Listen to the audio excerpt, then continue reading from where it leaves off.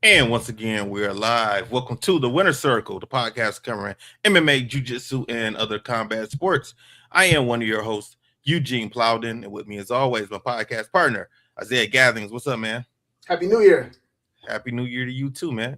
If this is your first time with us, I want you to know we are members of the Martial Arts Center Network. And on Mondays, you got the Winner Circle with myself, Isaiah Gatherings, Chris Walker, and Angel Diaz. Tuesdays, the inside scoop with Alex and Jeff. Wednesdays, the traditional way with Brett Shumway.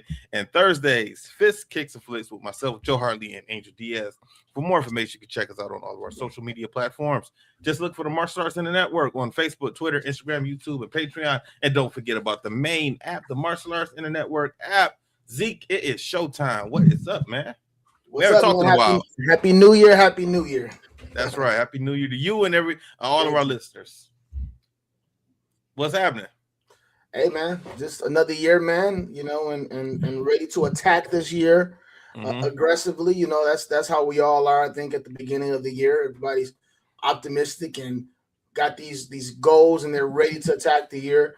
It's funny because for whatever reason or another, we treat the new year as if, like the record's clean. Like if I owed a bill on the 31st, it's January 1st. That doesn't exist anymore. That was in the old year. If I pissed somebody off last year, this is a new year. Everything starts fresh and new.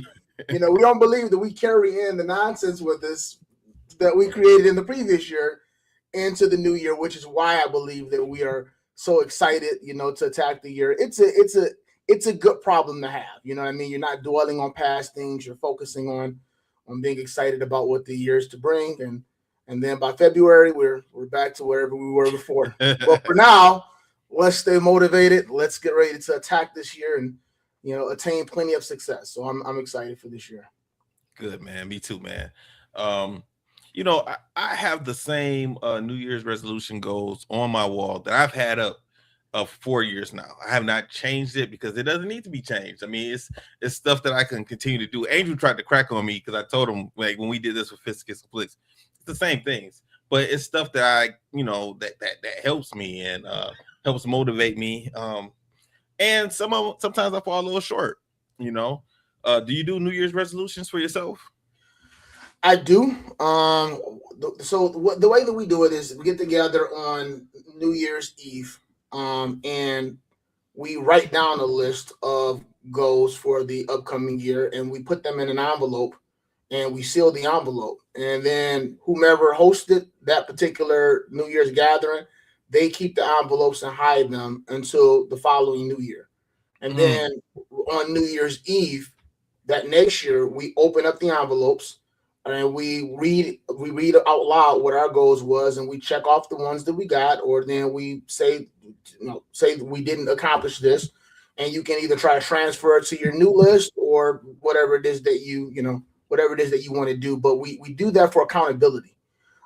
So rather than you just look at it and say, oh man, I didn't do this, I didn't do that. Like, we stand up and we're like, you can write as many of them down as you want. There's no limit, there's no minimum or no maximum, but you just write them down and we stand up and we say, hey, I said I was going to do this, said I was going to do this, I did that, I didn't do this. And I find that when you have to stand in front of other people and you have to be accountable for those things, it seems like it just takes on a different toll. It's not an embarrassing thing. Nobody's ever embarrassed by it.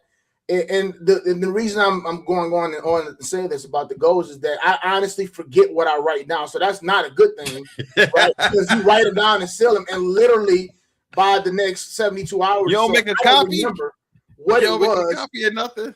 No copy. I probably should take a picture with my phone and then keep it. I probably should. No, I forget. I just write it down and say, hey, I want to be a millionaire next year, whatever. And then I open it up. I'm like, no, I didn't make the million. Like, I didn't get that. I didn't win the lottery. I didn't fly to Aspen. I didn't, swim with sharks. And again, it's sometimes the stuff is out there. I'm like, I wrote this. You know what I mean? So yeah, we do goals, but we definitely. Now you doing that? You do this with your students, your friends, family, your teammates. Who are you doing this with? Family. Okay. So New Year's Eve we get together with family. So whoever's hosting, whoever's there, we do that with those individuals. So it's fun. It does. to me, what it does is it really puts into perspective what you did and you didn't accomplish that year. Sometimes you're surprised in the positive way. You're like, wow, I didn't even remember that I said I wanted to do all these things. I'm surprised that I hit so many of these things on my list. Sometimes it's very disappointing. Like I got one thing out of 12 that I wrote down, and it just lets you know, like, you know what, I got to be more productive the following year. But as far as a traditional one, like, oh, well, I'm going to do this year, or I'm going to do that, like how a lot of people do, I do that. But again, it's comprised of a list that I write down. So it's a total list. And then at the end of the year, I see how much I accomplished. But, you know, I don't know. It's just something that we do that I feel is a little bit more productive. Well, I see mine every day. Like I said, this it's been up on the wall since 2022. It's the same stuff over and over, but you know, I do it all the time. Like the first thing on there is one book a month, right? And I do that. Actually, I might actually do more than a book a month because, you know, I drive around visiting all the different stores and retailers that I have to go visit every single week. And when I'm driving to Flint or Saginaw, spending the week in Indianapolis for work, I listen to a lot of audiobooks. So it's easy for me to, you know, to listen to a book a month, you know, so that's not a problem. I got a financial goal that I have not hit. You know, I got this financial goal that I want to see a certain amount of my bank account every December 31st. I ain't hit that one yet, so I'm gonna keep. Why is it always the financial one? That's the one. Like at this point, you almost feel like you want to leave it off the list. Why is it that? Like you can do everything else, you know, fly, airplane, skydive, but it's the money. It's all. I'm gonna tell you why. Money. Because we don't prepare for unexpected bills to show up. We don't prepare for that at all. It's true. And because just like Friday, I had car troubles on Friday, and I'm like, I just got my car out the shop. I just got a new battery not long ago. What the hell happened? So once again, now I know I had a tow truck come get me, and they tested it. It was like, oh, you need a new alternator. And I'm like, damn. So now I got to do that. So it's always something like that happens, or you know, you got, you know, a flood in your basement, you know, or it's always something like that can knock you off course. And it doesn't even have to happen in December, but it can happen in August, and that pushes you back. Now you get behind on a particular bill. Now you're trying to catch up on. That's how my last year was. That's how my last that type of stuff, you know. Like I had stuff happen in June that I didn't even recover from, and it was December, and I was still playing catch up. So like, yeah, you're right. Yeah, so stuff like that happens. I got a particular weight goal that I want to get to, you know. So, you know, that I'm still working on that. And as I'm getting older, you know, the weight doesn't come off as fast as it did when I was a kid. No, you know, it does not. You got to keep on going. You got to keep on moving. And then I have some stuff on here that that's not on this list, but I know it's in my head. Like I want to get my blue belt sometime this year. I should be getting a blue belt in jiu-jitsu. I know that should be coming because it's about time now. I know I want to compete in 1 or 2 tournaments in jiu-jitsu. You know, I know that. So, you know, those are my goals, things like that. But you got to write it down though, because that's I probably should. Yeah. The thing is that if it's in your head, it's easy to be able to cheat it, because now I'm not being accountable, you know, for it. Like only I know these things. Like so only I know if I hit those goals or not. Versus me putting it there where someone else can see it and inquire about it, or for somebody to, or me telling people. So if I really want to accomplish something, the first thing I'll do is I'll tell somebody that I'm close to, because I know they're going to ask me about it. Period. And I know that if I don't do it, I'm going to have to look at them, and I'm going to have to account for that. Like I'm going to have to be like, yeah, I know I said I was going to do this, but I didn't. And they're going to be like, well, why? You know, so I make sure that it's not just in my head, because then it's easy for me to flake out. Perfect person for me to tell my stuff to is my wife, because she doesn't let me forget. She consistently asks me stuff over and over and over. Did you do this? Did you do this? You take care of that? Yeah. Don't even care either. I get to the point where I want to do it before she says anything, so I can be like, yeah, it's done. I already did it. I already took care of it. So you don't have to ask me anymore, you know. So so yeah, you're right, man. That is the perfect accountability partner that I got right there. You know. What about do you have goals for martial arts for 2026? typically one of my I try to, as a part of the goals that I put down, I try to make one of those a martial art goal every single time. And Okay. most of those goals is to most of the times the goal is to compete in at least one tournament a year. You know what I mean? Now? Even if I'm not training, Okay. it's to compete in a tournament, because I know that if I tell myself I'm going to compete, then I'm going to train. But if I try to train to compete, then it'll never happen. Gotcha. So one of the things, I was like this with MMA, you know what I mean? With jiu-jitsu, I was like this. Like if I had a weight, so watch how my mind works. If I had a weight goal, like I saw myself picking up too much weight, I had a weight goal, I'm like, I'm about to set myself up a fight. And the reason why is that's going to force you. Yep. So I would set up a fight. I would set myself up a fight. And I know that I'm not going to do a couple of things. I'm not going to back out unless I have to, like I get injured, sick, something like that. That's number one. Number two, I ain't about to go out there and get my butt kicked. Not in front of my students and my kids. I'm not about to go out there and just get stopped. So I'm going to take this serious. So I'm going to actually prepare like I'm supposed to. And I know that I have to fight at a certain weight. So now that I've taken the fight, that's automatically giving me a particular specific number of weight goal, and it's giving it to me by a particular date. So the fight now is on this date. This is the weight that I'm contractually fighting at. So now I have to get it in gear now. I can't come up with excuses. I can't say to this, it doesn't matter. You just lost another day. Are you on weight? Are you doing that? So it changed all of my habits. And that also did what? It changed what? My dietary habits. Those things changed. So I was eating more. I was eating better. I was drinking more water. You know, I was refraining from doing certain things. And so all of those things worked in concert with one another, you know what I mean, to be able to help me achieve a goal. And then on top of it, I'm being active. I'm competing. I'm doing all of these things. So it really did. I'm training more than so put myself first instead of just teaching more at the time.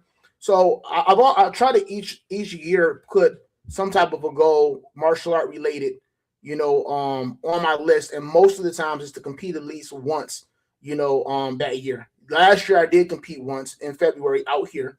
And this year I'll probably try to compete at some point.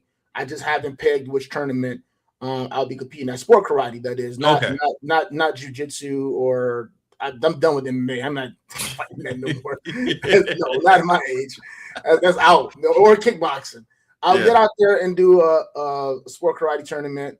So I'll just have to pick which one. And it's funny too, because when competing, I mean fighting. And the reason why, and I know this is gonna sound like and I don't mean it as an insult. I don't mean it as an insult at all. But forms, man, I'll get out there and I won't be like in the best shape, and I'll get out there and I'll fight. But I won't get out there and do forms unless I train like super hard. Like I have such a high level of respect for what it takes to go out there and do a form. And maybe it's just because it's the fighter in me, because I've done fighting for so many years. I mean, I've done forms for years too, obviously. But I just feel like it just takes another gear to get out there and compete in forms versus fighting. I'm not saying that people weak or I'm that good of a fighter, where I shouldn't take that serious. I take them both seriously.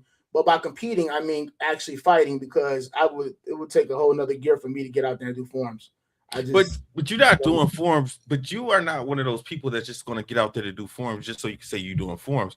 Right. You are getting out there because you're trying to win. Yeah. Oh yeah. For sure. So you are trying to make sure that form is as good as you can get it. That's what I'm saying. And you are respecting, by even saying that, you're respecting all the other people who are going to be in your division also. 100%. 100%. It's very subjective as well, depending upon the judges you have. It's a deep field, you know what I mean? The people could just prefer certain type of styles of forms. The cardio that goes into it, the building up the stand, your legs, stamina and strength. You have to get into those stances.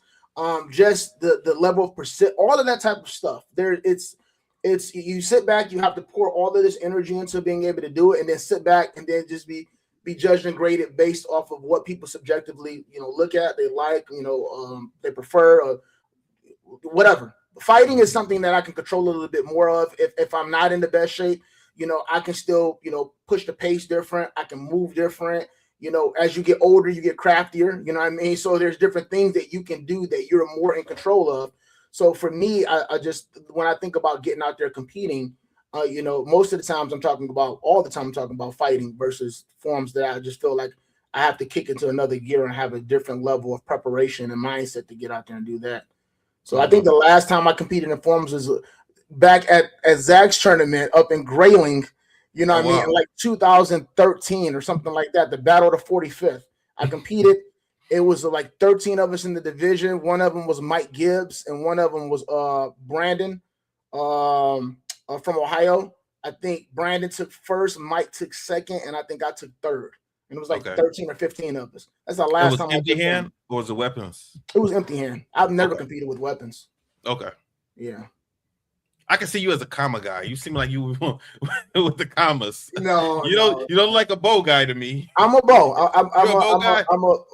My favorite weapon is the short sticks, from a combative standpoint. But as far as and obviously the bow, So as far as the tradition, as far as forums, or even for self-defense purposes as well, it will be the bow. So I would never do a short stick, a scrimmage stick form, right? Mm-hmm. I would never do that. You know what I mean?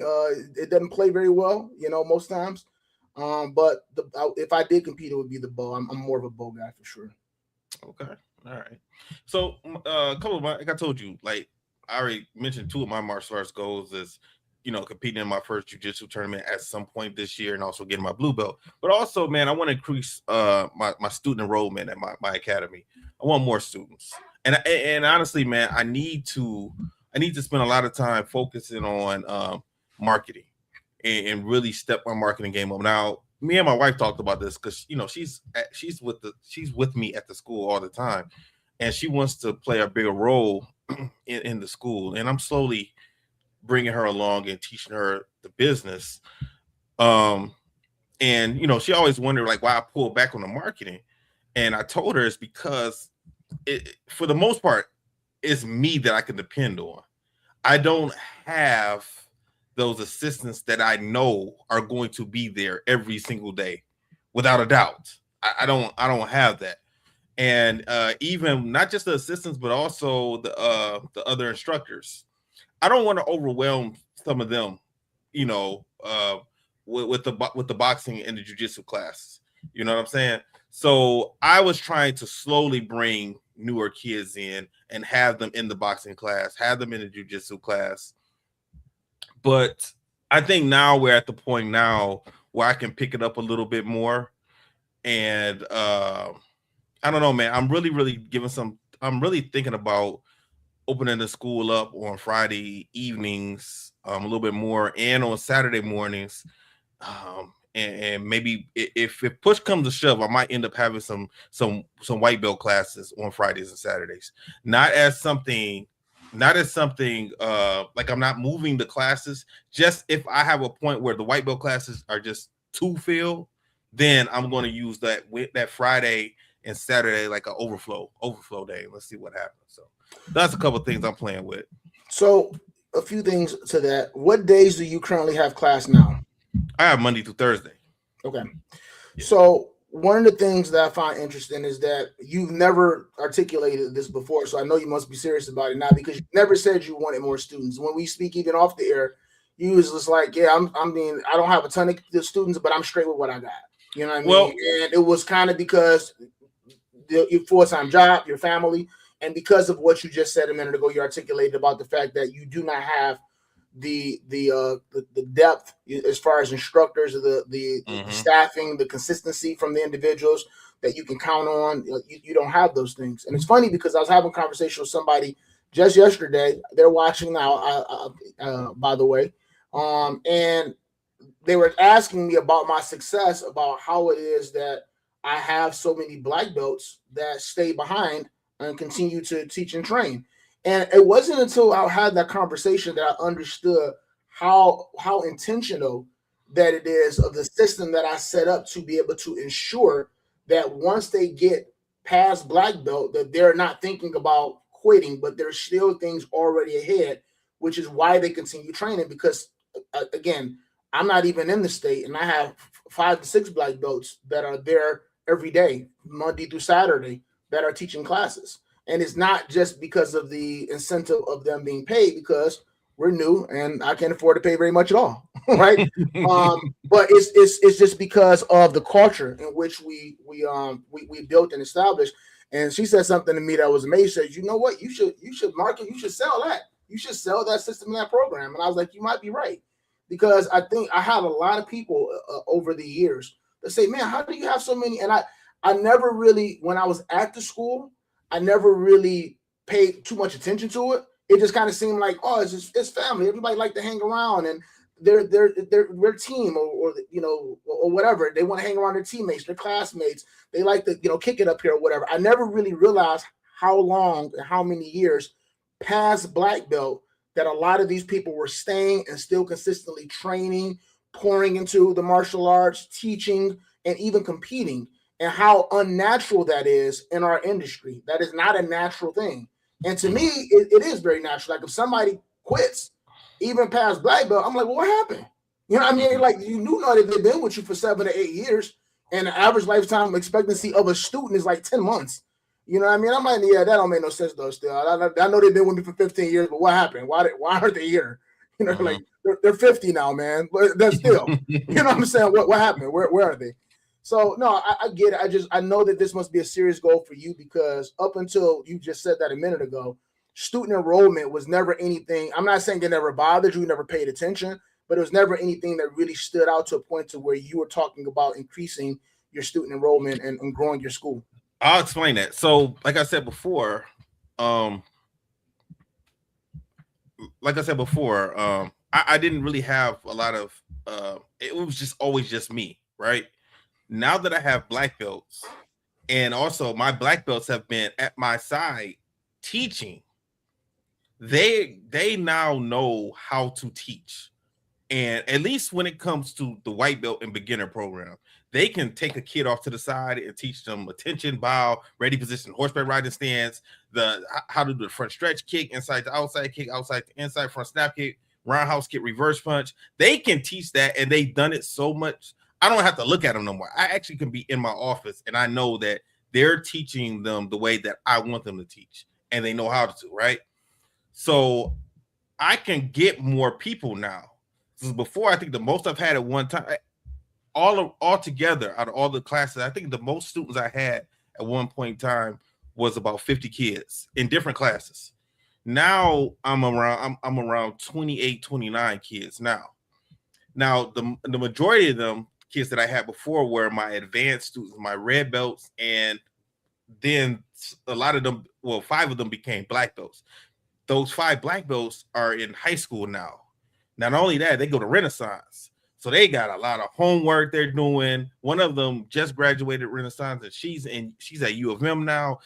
And on top of that, they're cheerleaders, they're softball players, they're track runners, and they still, after they got their black belt, they still come to karate. So a couple of them are my instructors that I pay, assistant instructors that I pay. I'm looking to the future, and I know, okay, these kids are all about to be gone. These black belts that I have now, they're about to be, really in their senior year pretty soon, and then off to college. So I'm preparing the next group to come. Now, my next group of red belts that's right under them, they're younger. A lot of them are 10, 11, 12 years old. Some of them are either 8, 9. And I'm like, okay, they aren't going to be ready to help me teach. But my son is about to turn 13. My stepdaughter is about to turn 14. So I'm looking at them. I'm saying, okay, I got this year, because by the end of the year, they'll probably, right now, both of them are second degree purple belts, but by the end of the year, they'll be either second degree green belts or blue belts. So I can teach them how to run a beginner program. Just, as long as I'm on the floor and they off to the side, they can teach kids how to do all the stuff that my junior black belts are doing now. And now my kids, they're not going nowhere. I don't have to worry about them leaving me. So as of right now, so I can focus on increasing, because I know I have backup coming pretty soon. I went to a summit a few months ago. like for this my studio. I'm a part of my studio, and I went to my studio summit, and it was in Virginia. And when I went in, it was actually at one of the sites. At one of their sites, they owned the guy owned 5 different locations. And I went into one of them, and it was an amazing experience. When I walked in the door, I was greeted. It was a lady. She had a gi on, she had a white belt on, she had a headset on, and they had after school coming in, and there was all of these kids coming in for after school, and they were sending them around and putting them in different classes and getting them going before they started the meeting and the seminar. And one of the things that stood out to me, and it just shows you how we have to adapt our thinking, and it goes with what you just said a minute ago. He would ask, what did everybody think? What did you think about, the operations of what you saw? And I was like, everything was very organized. And the girl that greeted me and that was checking everybody in, and like I said, she had a white a gi on, but she was a white belt. And he says, yeah, she's one of our. He says she's one of our. What did he call her? He called her a. He called her some type of an instructor. And I'm looking at her, and she's a white belt. And then obviously teaching the classes, he had a couple black belts. He says we have to get out of this mindset of thinking that somebody needs to be a black belt to be an instructor, because what she actually offers and what she can do, I could teach her martial arts, but a person could be a black belt and I couldn't teach them that. So it's much more valuable to have somebody that, from a martial art perspective, there's nobody. She says, what does she need to do? She just needs to say attention, bow, ki, and teach them stuff. Like these are kids. They're like 5, they're 6, they're 7, they're 3. And again, from a beginner level, she can teach those things easy. So she was like a student instructor or whatever he called her, and they just put it on her belt, and she was able to still stand and operate like everybody else that worked there without question. And the parents don't know no different. They don't know, well, why is she a white belt? It doesn't matter. The kids are coming in. They're having a great experience. The check-in experience is okay. If they need her to take somebody off to the side and work with kids, teach them the student creed, chariot, kunyet, bow, ready position, horse riding stance, whatever. High block, middle block, low block. She can't do that. Any adult can do that. Any parent could do that with no martial art training, but a black belt wouldn't necessarily have patience. They wouldn't have the problem-solving skills. They wouldn't be able to have the conflict resolution skills. They wouldn't be able to have the energy, the excitement, the camaraderie, the ability to be able to actually communicate with the kid on a kid's level, and then also be professional enough to be able to speak to parents and be able to diffuse possible situations that may be happening. All of those things are invaluable, and just because you're a black belt in karate and can break boards, bricks, ice, fly, flip, walk on nails, and whatever else, don't mean that you are good in business. And for years we've had it, and that really opened my eyes. Like, again, I've been blessed to where I have a decent amount of my black belts stay behind, and then they start to contribute their talents and their skills, whether it be voluntarily, or whether it be for compensation at the academy. I've been blessed, but we all have those resources available to us if we have students that possess certain skills. Just so what, they're not a black belt. They still can take your intro that came in and go off to the side and then be able to teach them some things while you're focusing on the rest of the class, while you're talking to the parent and running down membership options and things like that. There's no reason why they can't. So you're absolutely right. Plus, my wife used to be a swim instructor, a kid swim instructor. It's not going to take me long to teach her how to do the beginner program at all. Not at all. So, and she knows that, and I've been teaching her, and she's been training also. So I'm going to have backup. So now I feel comfortable in focusing more on my marketing and bringing newer students in, and so. Now, as far as tournaments and all of that stuff, like, I'm not trying.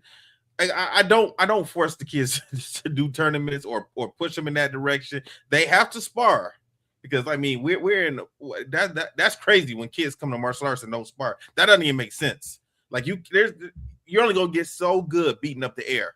you have to eventually hit someone or something. So my kids, they have to spar, but I don't force them to go to tournaments or anything like that, because that's a good way to run kids out of your school.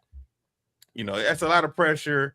Kids have to go to tournaments when they're ready and they're mentally able to handle tournaments. It should be something that you offer, but not something that you force. I offer it. You know what I mean? I'll promote it. You know what I mean? And let you know that we're going. But if it's not for everybody, at least not right off not right at the beginning. Some people have to warm up to that idea. So that's understandable. And tournament season is about to start here in Michigan. We have the Gorhams tournament. I believe that's, I don't want to get it wrong. I think it's January 31st. 31st. I plan on being there. Yeah. So it'll be the 31st. So, my students will be there. That's the first tournament of the year. So we'll be there for that. And, so some of my students, they don't go to every single tournament anyway. A couple years we did the whole circuit. Now those students are like, okay, we'll go. I think all the different promoters of the tournaments, they need to all have something different. This person, like my uncle, he gives out the belts. This Hamish Serrato, he gave out swords one year. This tournament, we have to do something to make kids want to go to tournaments. Also, they see the same people do the same things, the same forms. A lot of times it can get boring. I know, man. But rest in peace, Marsha, man. She was definitely the one that she was your one-stop shop. You know what I mean? She knew everything that was new was coming out. She'd tell you what somebody else is having a day event, so you could change the color for your trophies, or you can order something different and unique. And she delivered them. She set them up. She did them at a reasonable price. And I just feel like that since she's passed away, people just don't even really care no more. It's harder to come across these items for these events. It's obviously far more expensive when you start adding in the shipping costs and things like that we didn't have to necessarily pay with her. And it's the whole landscape is different. So people just like, hey, look, I got a tournament. I'm giving out these medals, or whatever the case is, these trophies, and take them. And nowadays, most promoters, they didn't got hip that the kids don't mind the medals, you know what I mean? Because they look at them more from like a championship or a Olympic type of perspective, right? And it seems more prestigious.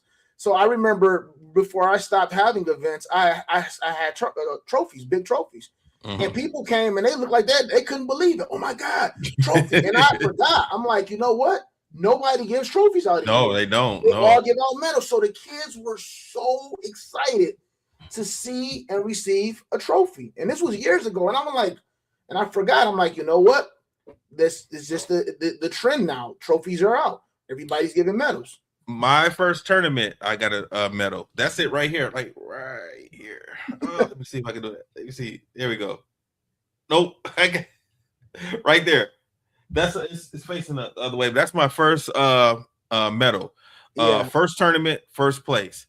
All medals look like that. Medals don't look like that anymore. They really hooked them up. Like back in the day, I didn't want no nice. medal. They're nice. I'm like, yeah, they look nice now. Back in the day, that little circle thing.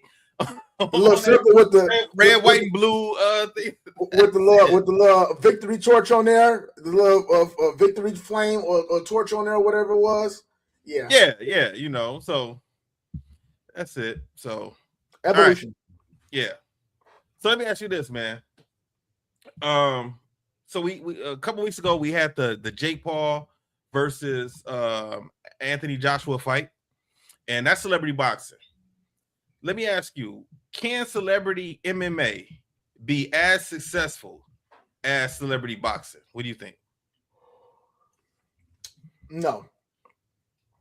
Wow, surprised to hear you say that. Why do you say that? Is it because jiu-jitsu? Believe it or not, I'm going to say because of wrestling, and then first, and then jiu-jitsu second. And I think that the first couple of them is going to look so ridiculous and so comical that is just, I don't even know if it'll take off past the preliminary stage.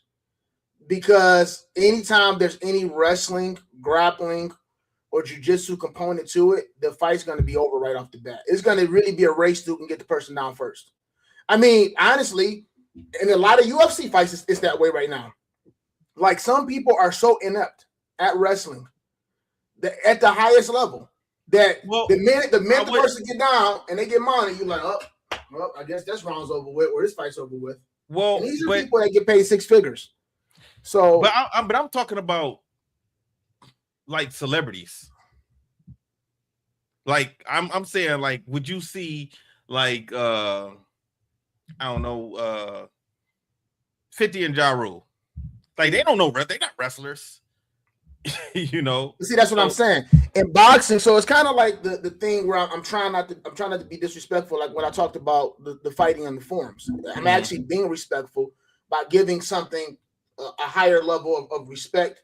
And I'm not saying that because I think that you could or you should do this, that is necessarily easy. I just feel like it'll play better, right? So for the boxing, think about what you have to do. Better yet, the things you don't have to do when you talk about boxing. I can move around. Most people, if we're talking about, I would say people, but let's just talk about men. That's because you brought up a couple men. As a man, like first of all, how many people have you over the years you didn't got into it with because somebody was John, they was talking crazy. Now, this is the person that's not a trained person. They cannot fight. You hanging out somewhere, you know, at a bar, at a club with your wife, at the gym. Maybe they do know that you know martial art. Most likely they probably don't. You know what I mean? Or let's just say that they do. Man, that karate stuff ain't gonna work, bro. And they talking crazy. They ain't never took a class. They've never, they don't have any formal training. But as men, that level of ignorance that we have, we still feel like that we can get out there, we can knuckle up and we can fight. So boxing just seems natural from that perspective because a person that doesn't know how to fight at all would still get up and throw hands with you, threaten you, throw punches or whatever. So boxing is a natural transition for a person, no matter if you are a trained, skilled fighter or you are not.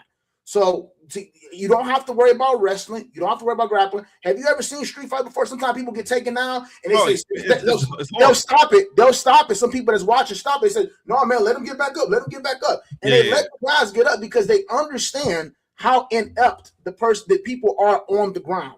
So they're like, no, let them get up. Come on, let them get back up. And then the guys start fighting again, right? So I think from boxing, it's just natural. You're just throwing hands, you're moving around. Now, it's a sweet science. It is a lot more to boxing than just throwing punches. Obviously, feinting, head movement, footwork, you know what I mean, and things like that. Rhythm, I get it. But I'm saying a person that's untrained or a celebrity can definitely get out there and go a few rounds with some gloves on with one another, with another untrained person. MMA is not like that. If a person bum rushes a person and runs at them and takes them down and gets on top of them, if they don't know how to bridge and roll, they don't know how to shrimp, they don't know how to get up, and a person just lays on them and starts punching them, it's just a race to who gets the other person down the fastest. So if you're asking me if these people are taking their training seriously for MMA, two celebrities, they actually go, they actually get some jits, they actually get some wrestling in, and they get some striking in and things like that, then yeah, it can take off. But I believe at the beginning stages, you're not going to see that.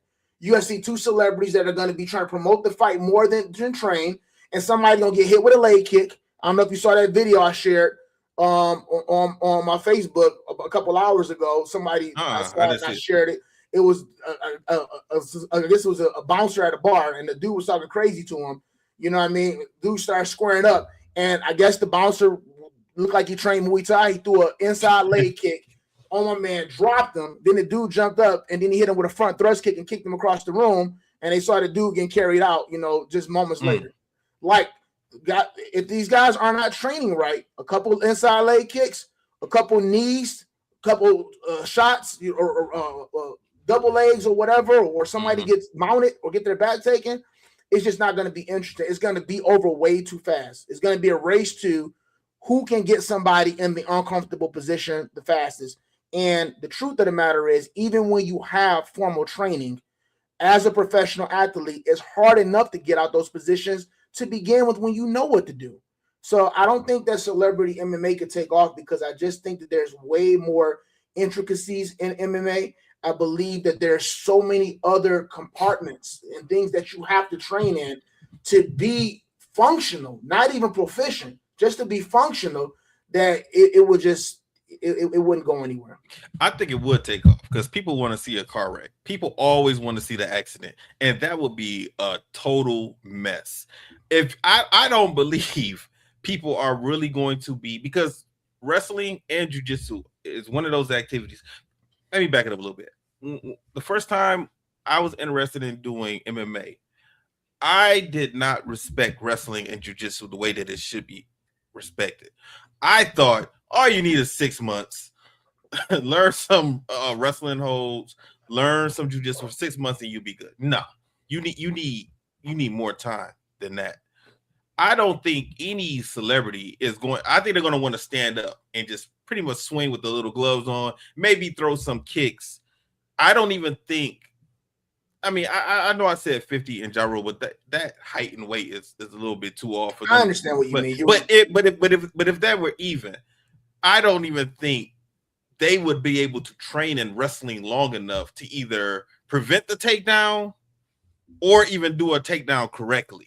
So I think it would look really, really sloppy. And then when they're on the ground, they probably wouldn't even go for any jiu-jitsu holds. They'll probably be swinging at each other from the ground. The person on the bottom will probably be swinging, and definitely the person on top will try and do some pound the ground. But it would be a car wreck, and people like watching car wrecks. So I definitely think it'll be popular. It ain't gonna be the prettiest thing to look at. It's not gonna be like watching the UFC or real MMA or anything like that. But what do people like more than watching car wrecks? They like watching knockouts. Yeah. So the reason why boxing takes off is because you know that these guys aren't great, and you're just trying to see who lands that one punch first and see how bad the other person can get stretched. That way it can go. It's like it's an inevitable that I know is going to happen, and I'm waiting to see it. And I know I don't have to hope that the guys stand up because only stand up is allowed in boxing. I don't have to worry about whether the guys are going to be grappling or clenching or holding each other because those things aren't allowed in boxing. So it's one of those things to whereas you know somebody's going to get stretched, somebody going to get starched, somebody going to get sat on a wallet because the rules, the rules are that boxing has in place naturally plays to that. As people, especially Americans, we're bloodthirsty, man. The minute that there's any grappling, holding, hugging, or any type of stalling at all, we're booing. I don't have to worry about that in boxing. In boxing, I know that these people can only stand up. In MMA, after 45, 60 seconds, one of them dudes going to be tired from swinging or scared to swing because they're 4-ounce gloves versus actual 10-ounce boxing gloves. You know what I mean? Or scared to swing. They're going to be circling. They're going to start grabbing each other, hugging each other. It's just not something that people are going to want to see. People are bloodthirsty, and they like knockouts. And they know that if it's a boxing match, they'll see that. We got Alex Demon trying to troll us. What's up, Alex? Oh, my God. Oh, boy. Whatever. Yeah, you got a good point, man. That's a good point. Let's move on to the next topic. It's about you. Would you consider being a promoter again? Either MMA, jiu-jitsu events, kickboxing, or even a karate tournament? Absolutely. I actually enjoy it. One thing about me that I found is that I'm a good organizer. So I'm really good at organizing things. Have good ideas of putting things together. Having been a competitor myself, being on both sides of it, I really put a lot of thought into what would a competitor like? What would I like? What would my students like? And I try to create that experience as best as I can within reason with whatever it is that I'm promoting, whether it's jiu-jitsu tournament, karate tournament, MMA, kickboxing, whatever the case is. I've always tried to create that, and I've been blessed where I got a lot of good compliments from individuals, about that, from the competitors and stuff like that. The things that I dislike about that I'm not good at, when it comes to these things, marketing and advertising. I do a very poor job with that. So I'd obviously have to be able to have somebody that's strong, in that particular area, like you were just talking about a little while ago with your school, to be able to take care of that for me. But one of the things I don't like, I dislike, is the politicking that is associated with it beforehand. I hate all of that, shake hands and kiss babies type of stuff. And I want to put on a good event. And before you're not trying to be fake. You ain't trying to be fake. Exactly. And I hated that. It's exhausting, and we'll use the karate circuit for an example. It's like, I don't mind going to tournaments and supporting everybody's events, but at some point there was a lot of events to support. And then when I was going supporting events, if I wasn't supporting with a certain amount of numbers, I would try to make a promise or commitment that I was going to bring a minimum amount to everybody's tournament. So I found myself cutting checks for students that wasn't interested in going, just so I can honor financial obligation commitments to promoters. I said I was going to bring 10 to every tournament. I only have 7 at this one. So I'm paying for 3 competitors. I'm paying for 5 competitors at this one or whatever. And I'm sitting there, I'm smiling, like, people looking at the way that you judge, the way you interact with this person. You have to do all of that stuff before your event, because if you piss anybody off, you know what I mean, they ain't coming to your tournament. So by the time the tournament rolls around, you look at a promoter and you say, man, why is this guy look so exhausted? He's tired. For 11 months, he's been sitting up here, look like he's running for a presidential candidacy. You know what I'm saying? Like, so he trying to get you to come to his event, for one day. So it was, I don't like being fake. I don't like all of the things that you have to do to prepare, and that's why you envy big conglomerate, events, like IBJJF. It's like, don't nobody wonder who, these people are supporting this, or the name itself is so big and so strong, that it the name is even bigger. The name of the circuit is even bigger than the tournament, because it'll be an individual person that has the tournament, but all you know is it's an IBJJF tournament. That's it. They're running it underneath that banner. You know what I mean? So all you know is the IBJJF event. The name of the tournament really isn't especially important. Nope. You know what I mean? Or the promoter. You don't care. You don't care. Nobody's gonna ask. Nobody's gonna say, I'm not going to the AKA Grand Nationals. I'm not going to John Sharkey's tournament in a week or two, because of the fact that he didn't do A, B, C, D, E, and F. He's built that name and that brand up so strong where people are going to go. He's going to have the numbers. He's going to have the turnouts, and he's going to have a great event. And that's what should just matter. That's all that should matter. All of the other things that surrounding it, his personal life, what he did, who tournament he judged at, how many people he brought here. Look, man, we're trying to create a quality event for people to be able to come to and enjoy and have a good and also potentially a unique experience. So those are the things that I'm more concerned about. I do miss promoting, so I would definitely step back out there and do it again. And then just with the amount of knowledge that I've gained over the years as well, that I have some different ideas that I would be able to bring to the table. Because one of the things is that when you go to tournaments, whether you're going as a spectator or a competitor, you're looking at things that you like and you enjoy. But there's also a lot of things that I'm looking at and I'm learning from that I disliked or I disagree with, or I thought they could have did more of or less of. And I take those ideas and I bring them to whatever it is that I'm doing. Now, did you have a preference? Would you prefer? So sport karate is something that I'm used to. It's a community that I grew up in. So typically that's what I normally lean towards. It takes the least amount. I take that back. At a time, it took the least amount of resources to be able to put into having a quality event. But I find myself enjoying, from a tournament perspective, the jiu-jitsu, promoting the jiu-jitsu more. I honestly thought you were going to say MMA. I thought you were going to say no, from a tournament standpoint. Now, as far as just promoting an event altogether at all, it would definitely be MMA. Yeah, that's what I thought. I would definitely say MMA. The only thing I disliked about it is the babysitting, and that's because of the fact that I was also the matchmaker. So I was everything. At a lot of my events, I also was the announcer. You know what I mean? So I did everything but spin the music. You were Vince McMahon. That's what it sounded like. You were Vince McMahon. You were Vinny Mac. I'd be warming people up, man. I'm on the mic. Next fight's gonna be in 5 minutes. Come on, man. Come on. 1, 2, 1, 2. You know what I mean? Grappling, everything. Like anything other than DJing, I was doing, and it kept me busy. It was fun. The babysitting though, as a matchmaker, you have to babysit these grown people, man, and that is infuriating. Anybody that's a matchmaker knows the week of the fight, you're going to lose probably about 5 fights. You know what I mean? As soon as that Monday roll around, that Friday, 1 week before the fight, everything is golden, is Gucci. Things are great. That Monday roll around with the fight week, somebody got locked up, somebody got sick, somebody got killed. You know what I mean? Supposedly, I just got divorced. I got shot instant. Just anything that can happen will happen. And then you have to try to find replacements. Back in the day in Michigan, because I promoted amateur fights, Michigan was the last state in the U.S. that did not have amateur sanctioning when I was still promoting events. It was the last state in the U.S. that did not have it. So we had professional sanctioning, but there was no amateur sanctioning. So it was easy because people didn't have to get all of this licensing and pay all of this money. So if I lost the fight, I could literally get on the phone to call the gym and say, do you have a guy that's 155? Yes. Okay, have him come tomorrow, weigh the guy in, have him do a basic preliminary medical check with my guy, and then give him some shorts, gloves, mouthpiece, he out there. That's it.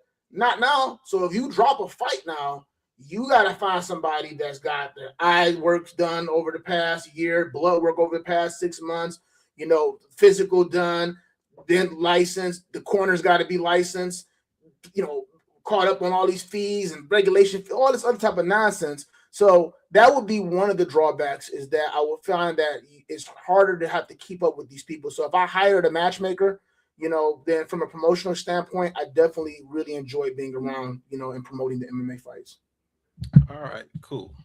Well, let's move on to the professor's perspective. You ready? Yes, sir. I am ready. Here we go. So this is going to be a step around or spin around arm bar, and we're going to do it from the knee on belly position. So I started from side control. I popped up to knee on belly, and if you notice, I just used my arm. He was pushing my knee. So this is important, but this is a natural response that a lot of people have if you are good at riding that knee on belly position. And there's some ways that you can make it uncomfortable for a person other than just putting your knee up there and standing your other leg up for them carrying your weight. Some people are okay with carrying the weight, but if you got an experienced person, they'll grab that lapel, they'll grab that belt, and they'll actually pull in and drive that knee into your stomach, into your solar plexus, your stomach, your ribs, and make it very uncomfortable. A natural response for most people is to try to do what? Alleviate the pain or the pressure from the knee. So they take their hand, they start pushing on the knee to try to push the knee off. So once I put that pressure and he puts his hands there to try to push the knee off, I'm going to just go right inside that little opening and I grab right at his shoulder. Flip him up kind of like a pancake. Make sure you push the head down. That's what people are not doing anymore when they're going for arm bars. That helps you spin around, keeps them in place.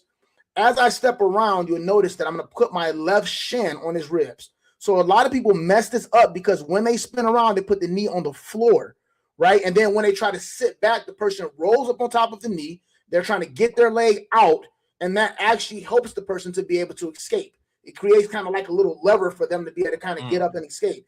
You don't want that. So I want to make sure that he's pinned in place. So once he puts the hand right there on the knee to push, and I put that arm in, I turn him on the side. As I'm doing that simultaneously, I push his face down, step around, and my shin's going to go right on his ribs. And then once that happens, the right leg just stays on the opposite side of his head where it was at. And I'm going to just sit back and I go right for the arm bar. I know a lot of people like to take the leg and put it across the body, across the feet. I don't have to do all of that necessarily. This is a quicker way of catching an arm bar. And as long as that shin is right there in his ribs, he should not be able to escape. So as you see one more time, I'll do it and you'll see me catch it for the finish. I grab, I lift, I push his face, I step around, shin goes there, sit straight back, slide up towards his wrist, right? And then that might be to finish the arm bar right there. So that is the step around and spin around arm bar from the knee on belly position. My perspective is it works really well as long as you are good at driving weight into a person with that knee on belly to be able to elicit a particular response. The natural response is this hurts, is uncomfortable. I want to try to get that knee off. And once they do that, then it opens up, opportunity to be able to go for that arm bar. My perspective is a really good move, a really fast move, one that people, they may be familiar with, but they don't see it coming. As long as you have all of the elements that are there, you should be able to pull this one off seamlessly. All right, cool. Well, man, that's it for this week. We are, I know my brother be happy that we're not over an hour.